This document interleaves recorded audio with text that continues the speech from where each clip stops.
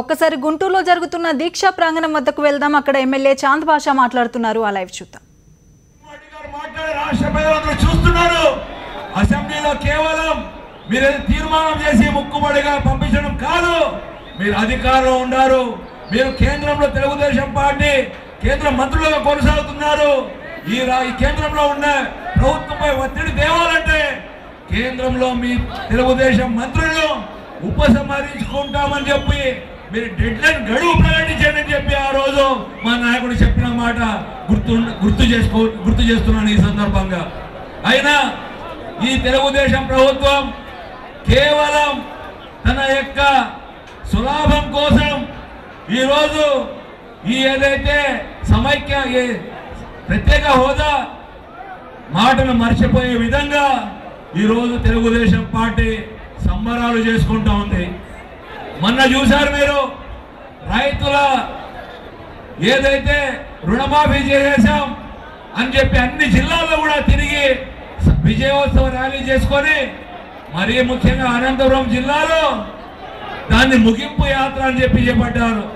నేను ఆ రోజు కూడా అడిగా, ముగింపు యాత్ర ఎందుకు చేస్తున్నారు మీరు అంటే, రాష్ట్రంలో ఎక్కడా లేని విధంగా అనంతపురం జిల్లాలో దాదాపు 107 మంది ఆత్మహత్యలు చేసుకుంటుంటే అనంతపురం జిల్లాలోనే వచ్చి మీరు ముగింపు యాత్ర చేపడుతున్నారంటే రైతులు చనిపోయిన రైతుల ఆత్మ ఘోష ఏ విధంగా ఘోషిస్తుందో మీరు ఒక్కసారి గుర్తు చేసుకోవాలని చెప్పి ఆ రోజు కూడా చెప్పడం జరిగింది.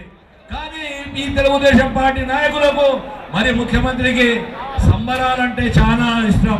ఎందుకంటే సంబరాలు చేసుకుంటే దాంట్లో డబ్బులు ఏ విధంగా కావాలంటే ఆ విధంగా డబ్బు దోచుకుంటే ఉంటుంది కాబట్టి ఇది ఈ విధంగా చేస్తున్నారు. ఈరోజు మీరు రాజధాని కోసం సంబరాలు చేసుకుంటామంటున్నారు. ఎక్కడ చూస్తే లోటు బడ్జెట్ అంటారు. ఏ ఒక్క రూపాయి ఖర్చు పెట్టాలన్నా కూడా లోటు బడ్జెట్ అంటారు. అదేవిధంగా ప్రజలతో కూడా మీరు డబ్బులు హుండీలో వేయండి అని చెప్పి ఒక్కొక్క ఇటుక తీసుకోండి అని చెప్పి మీరు చెప్తుంటారు. అంటే దానికి మాత్రం తక్కువ లేదు. మీరు సంబరాలు చేసుకొని రాజధాని ఎలా చూపి మీరు సింగపూర్ నుండి వచ్చే ప్రతినిధులకు రెడ్ కార్పెట్ వేయడానికి మాత్రం ఎక్కడ తక్కువ చేసే పరిస్థితులు లేదంటే ఈ రాష్ట్ర ప్రభుత్వం ఎంత దౌర్భాగ్యమైన పరిస్థితుల్లో కొనసాగుతుందో మనం ఒక్కసారి అర్థం చేసుకోవాల్సిన అవసరం ఉంది. కాబట్టి ఈ రాష్ట్రంలో ఉన్న ప్రజలు ఎన్నికలకు ముందు ఏం చెప్పారు బీజేపీ నాయకులు, తెలుగుదేశం పార్టీ నాయకులు ఏం చెప్పారో ఒక్కసారి గుర్తు చేసుకొని ఏదైతే హామీలు ఇచ్చారో, ఏదైతే మీరు ప్రత్యేక హోదా అదేవిధంగా ఉత్తరాంధ్ర రాయలసీమ జిల్లా ప్రత్యేక ప్యాకేజీ మాట ఇచ్చారో అది ఇచ్చే వరకు కూడా ఈ ఏదైతే మా నాయకుడు నిరసన దీక్ష చేస్తున్నారో ఆ దీక్షకు మద్దతుగా రాష్ట్ర వ్యాప్తంగా ప్రజల నుండి సంపూర్ణ మద్దతు వస్తూ ఉంది. ఎందుకంటే ఈ జనం చూస్తేనే తెలుస్తూ ఉంది. నెల్లూరు నగరం, గుంటూరు పట్టణం అంతా ఎక్కడ చూసినా కూడా రాష్ట్ర నలుమూల నుండి వచ్చిన విద్యార్థులు, యువకులు, ఉత్సాహవంతులు, కార్మికులు కనబడుతున్నారు. ఎందుకంటే ఈ రాష్ట్రం కోసం, ఈ రాష్ట్ర ప్రయోజనాలు ముఖ్యమని చెప్పి కనీసం మన యొక్క ప్రాణం కూడా పణంగా పెట్టి ఈరోజు నిరాదీక్ష చేస్తున్నారంటే ఏ నాయకుడు ఈ రాష్ట్ర ప్రజల యొక్క సంక్షేమం గురించి ఆలోచించిన నాయకుడు ఈరోజు జగన్మోహన్ రెడ్డి గారు చేస్తున్నారంటే రాష్ట్ర వ్యాప్తంగా చూస్తున్నారు, దేశవ్యాప్తంగా చూస్తున్నారు. ఎందుకంటే ఇలాంటి నాయకుడు ఈరోజు మా రాష్ట్రంలో ఒక ప్రధాన ప్రతిపక్ష నాయకుడుగా ఉండడం అదృష్టంగా భావిస్తున్నారు. ఎందుకంటే ఏ సమస్య వచ్చినా, ఏ కష్టం వచ్చినా, ఏ విద్యార్థికి ఏ సమస్య వచ్చినా కూడా వారి ఇంటి దగ్గర పోయి నేను అండగా ఉండాను, నేను భరోసా కల్పిస్తున్నానని చెప్పి ప్రతి ఒక్కరి దగ్గర ఇక్కడ ఏ కష్టం వచ్చినా కూడా పోయే నాయకుడు ఎవరంటే ఈరోజు ఈ రాష్ట్రంలో కేవలం ఒక జగన్మోహన్ రెడ్డి గారు అని చెప్పి ఈ సందర్భంగా తెలియజేసుకున్నాను. అదేవిధంగా మీరు